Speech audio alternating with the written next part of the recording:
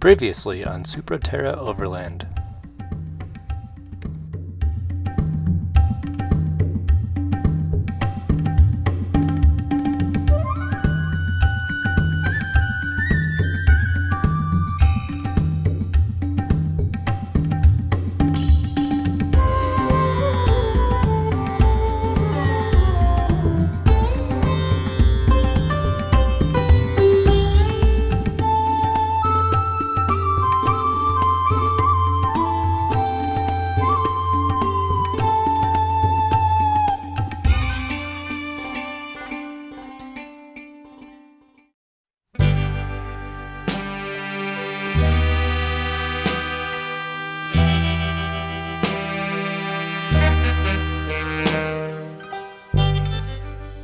It's early in the morning,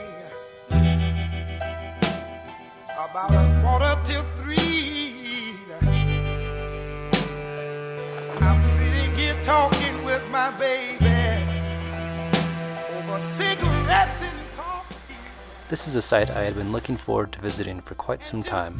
The site where Alfred Packer murdered and ate 5 men in the winter of 1873. It's hard to imagine that just a few miles from where I slept last night, this valley below me, over 140 years ago, bear witness to one of the most notorious acts of cannibalism in this country's history. To this day, Alfred Packer remains the only man in United States history to be convicted of a crime related to cannibalism. Good-looking girls I met, they just don't seem to fit in. No, it didn't particularly. Shortly after my morning history lesson, we rolled into Lake City and from there entered the Alpine Loop. That you and I are here, just talking over cigarettes and drinking coffee. You know, my heart cries out, love that last I found you. And honey, won't you let me just build my whole life around? And well, I compete my whole life would be, yeah, if you would take things under consideration and walk down this aisle with me. I would love it, yeah. Well, I say it's so early in the morning. Ooh, it's 2:45. We're sitting here talking over cigarettes and drinking coffee. And I'd like to show you where I know nothing but good old joy. Since I met you, darling, honey, since I met you, baby, yeah, I would love to have another drink of coffee, yeah. And darling, help me smoke just one more cigarette now. I don't want no cream and sugar, 'cause I got you now, darling. But just let me enjoy, help me to enjoy this good time that we'll have, baby. It's so early in the morning. Got lazy, decided to camp in town, paid for a spot at a lot. Looks nice, right?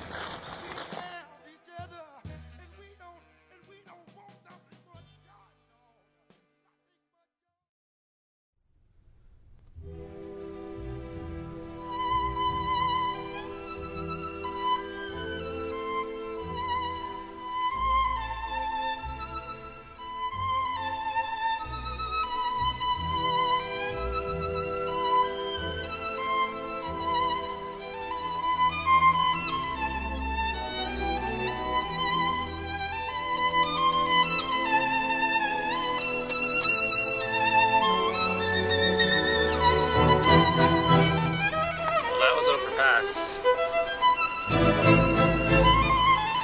It's okay, I guess. It took me about 25 minutes to get up from Silverton. This side looks a little bumpier.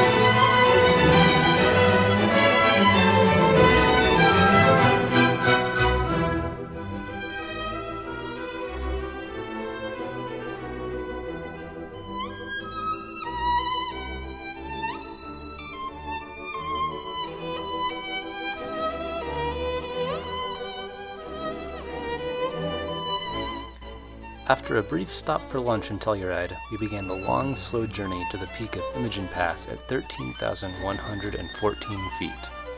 This is the second highest pass open to vehicles in Colorado, second only to Mosquito Pass, which, if you remember from part 1 of this series, is still closed at this time due to snow. Sadly, Imogen is so busy this time of year I had no time to stop for video, so my apologies for the excessive GoPro footage. Despite this traffic, however, this is still one of my favorite passes due to its moderately technical but not overwhelming terrain and seemingly endless beauty.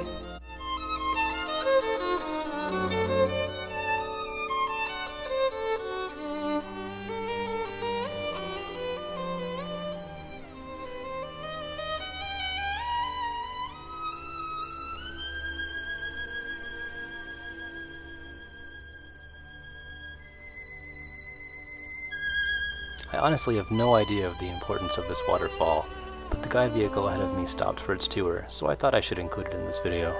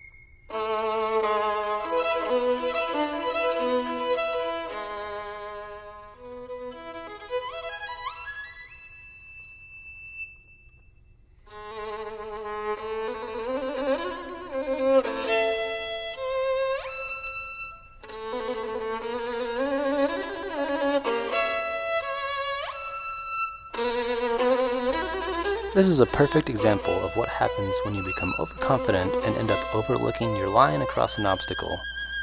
I failed to see a deep hole under the water and dropped my front tire directly into it.